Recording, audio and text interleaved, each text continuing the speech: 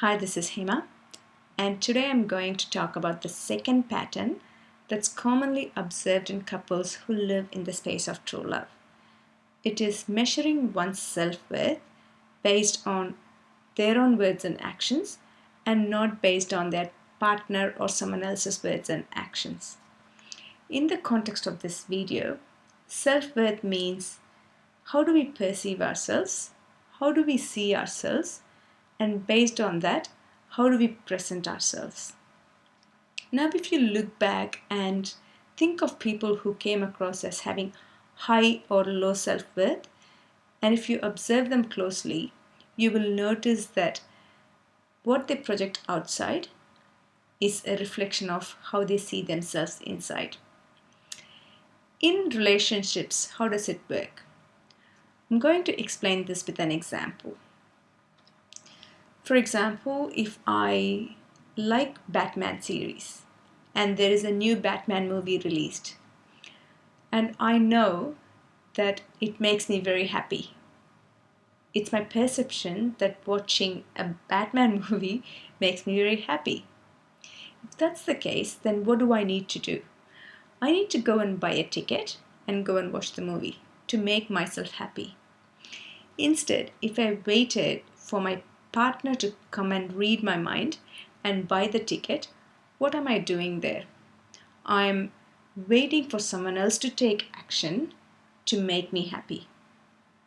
So I'm giving control of my happiness to someone else. So what's the point of being in a relationship if someone can't read your mind or understand you? I'll explain this with the same example. When I go and watch the movie, it makes me very happy. But when I watch it with my husband or with my partner or with my wife, what does it do? After the movie, we talk about it, we have a good time chatting about the movie, and that makes me more happier. So it enhances the experience, it magnifies the experience. So the source of that experience was me taking an action, that is going and buying the ticket. But having a partner or someone who enjoys it the way I do magnifies the experience.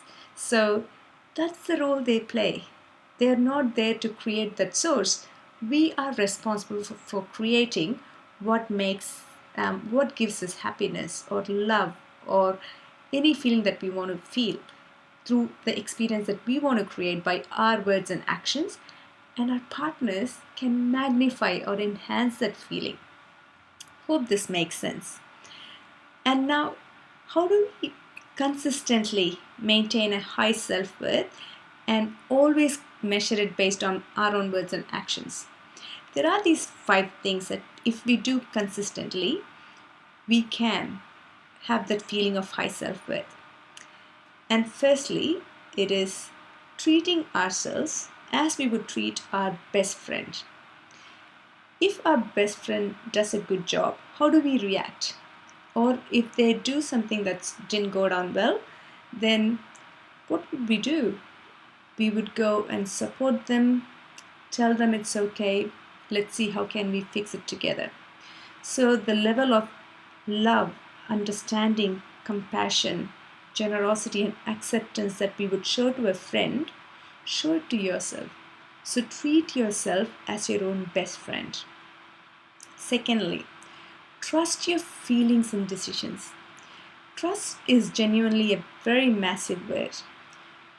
To trust someone or to trust your own self, it takes a lot of courage, because trusting yourself means giving permission to make mistakes, and no one wants to make mistakes. By trusting to make mistakes, you are saying to yourself that if you do something and it goes well, that's great. If it doesn't, then it's an experience that you're meant to have. So learn what you need to learn from it and move on. So once you start trusting yourself, once you start giving permission yourself to make mistakes and learn things, then you will start judging or trusting your decisions. Once you're free to make your own decisions, you just feel this confidence, this high self-worth. So trust your feelings and decisions. And thirdly, taking responsibility. When I say this, I'm specifically talking about taking responsibility for your attitude, action, and words.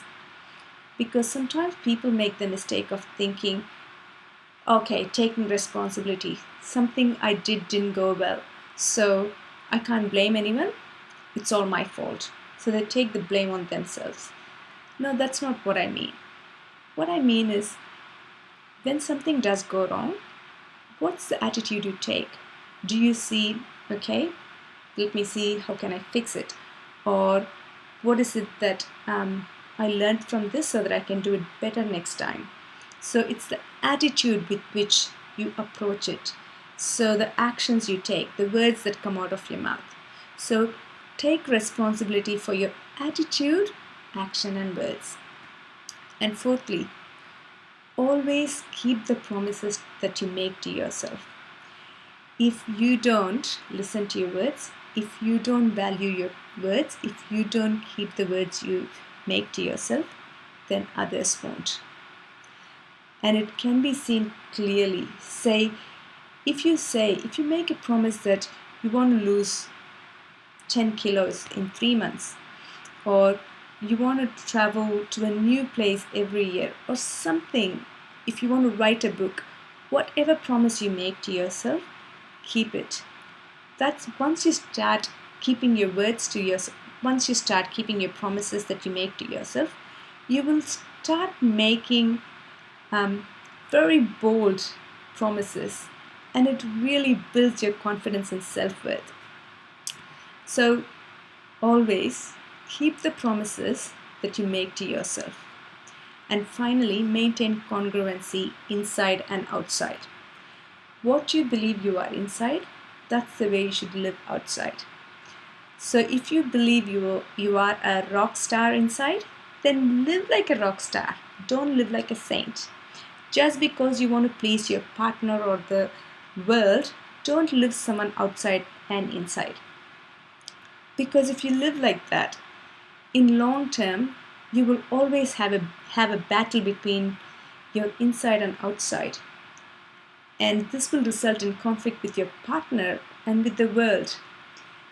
If your partner doesn't like the way you are inside, then it's your responsibility to explain it to your partner. And if your partner accepts you, respects you for who you are, then they would love you for your authentic self. So always live who you are inside and live the same way outside. Maintain congruency. If you live like that, you just feel the strength in you when you are the same person inside out. So I'm going to repeat the 5 things that you can practice to maintain a high self-worth through your own words and actions. Treat yourself as you would treat your best friend.